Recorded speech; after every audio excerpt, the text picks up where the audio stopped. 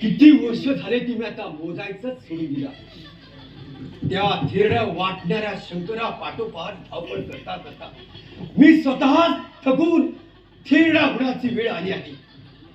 अंगावरती नाक, जटेतली गंगा आणि डोईवरचं चंद्र हे सर्व अवडंबर नीट सावरून घरी काय पण घडी हुलकावण्या देतो आहे. हाती येतो आहे असं वाटतं, पण सापडत मात्र नाही. तो धावतो आहे, मी पळतो आहे. तो धावतो आहे, मी पळतो आहे आणि पुन्हा पुन्हा येतो आहे तो याच ओटंसापाशी. रानभूल जायचं की त्या डोळ्यातच काही चटूक.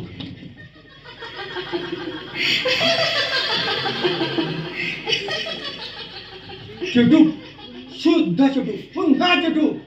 मगापासून हे हास्य कितव्यांदा ऐकू आलो हे ठाऊक नाही, पण या हास्याने अगदी वेळ लावला हे खास. हा दुपारांचा झंकार,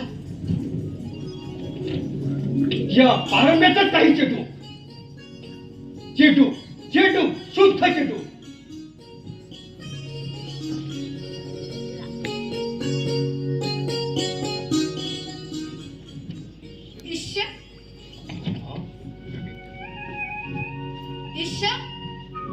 काहीतरी बाई समजून म्हणे चेटू चेटूकच.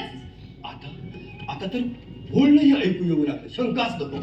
चेटू चेटू शुद्ध चेटू. आता तर हत्या झाली हो बाई. या झाडाने चेटू केलंय का पुरुषावर? नाही तर मघापासून मी जिगी जागती हाडा मासाची इथे उभी आहे, पण माझ्याकडे ओळून सुद्धा बघायचं नाही म्हणजे काय? चेटूकच चेटूकच. मी उद्गार टाकणार आहे मला या दोन्ही डोळ्यांनी. खरंच सुंदरी, दोन डोळ्यात कसं साठवावं तुझे हेरू. सहस्राक्ष इंद्राची नेत्रावळी पाहून डोळ्यांची आणखी भिक्षावळ मागे. तर जसं काही खरंच वाटेल कुणाला. मघापासून इतका प्रयत्न करीत आहे मी, पण ते मला वटवृक्षातच जसा काही जीव गुंतलाय स्वारींचा. कसा कवटून त्याच झाडाला. थांब थांब थांब सुंदरी, म्हणा मोहिनी, जाऊ नको तशी रुसरू. शपथ बघ आहे तुला भस्मासुराची. अगं बाई, भस्मासूर, क्षमा करा हो महाराज, माझा भस्म करू नका. दया करा हो महाराज, माझा भस्म करू नका. अगं मला वेळा समजते काय तू.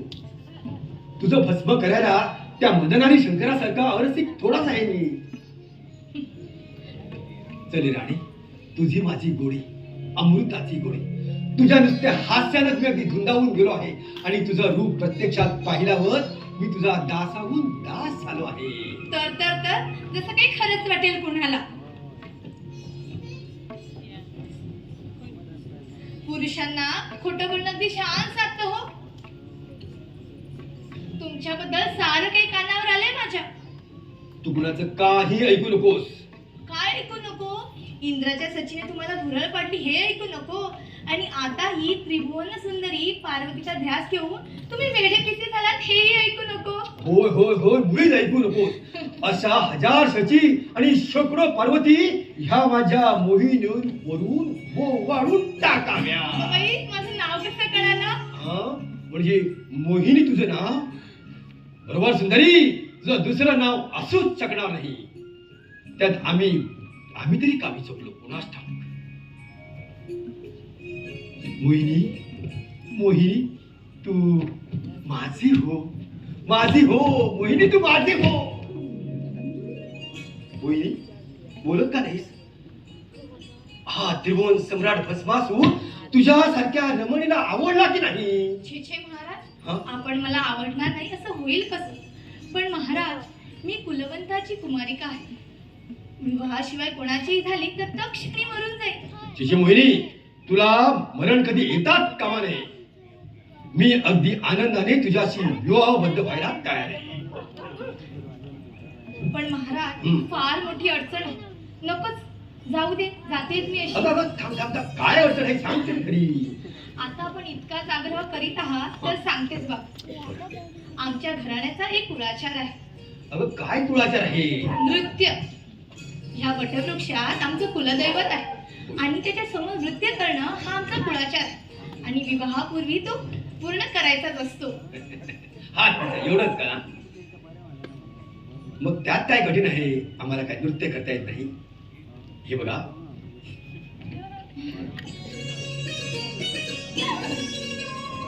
तू नृत्य करणार आणि मी ते आरामात बसून पाहणार, ही तर मोठी आनंदाची गोष्ट आहे.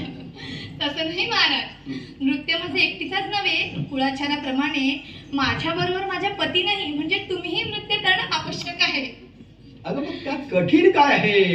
हे बघ, आम्हाला नृत्य करता येत नाही काय? हे बघ,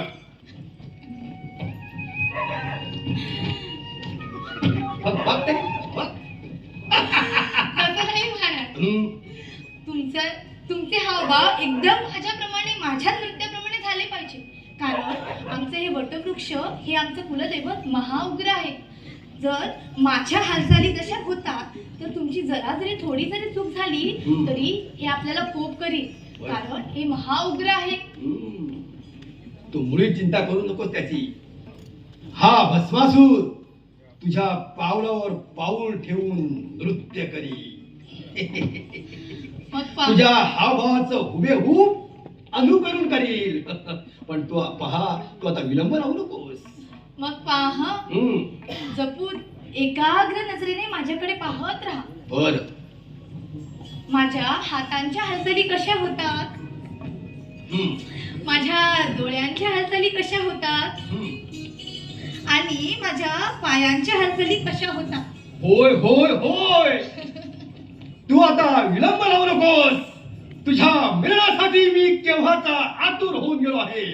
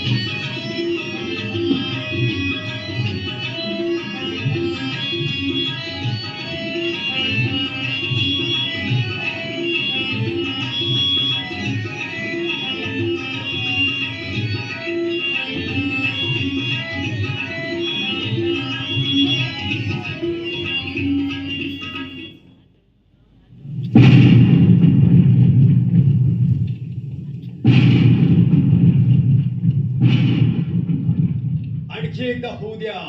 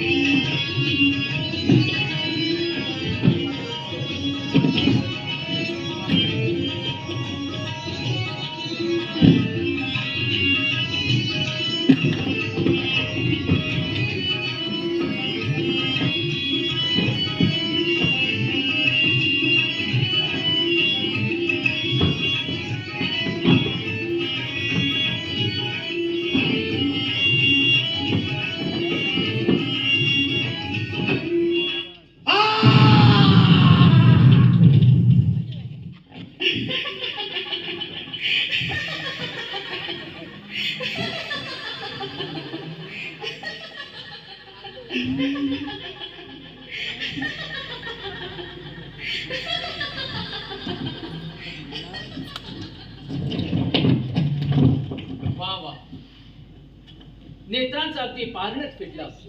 आम्ही भस्मसात केलेल्या मदनाला ही मनमोहिनी, अमृत मोहिनी तू पुन्हा जागवली, चैतन्य दिलंस.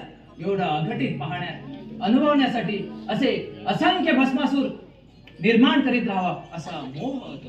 हा विष्णू भगवंता, कैलासनाथांना असा भलत्याच मोहात पडू नका. रूप ना पाहता देखील, तुझते या हास्यांना देखील फार वेडावून खुळावून जावं, प्रेमात अखंड बुडून जावं. तर मग जगन्नाथी, आपण उचललेले ह्या मोहन मोहिनीच्या हास्यधारा आता तुम्ही सांभाळा.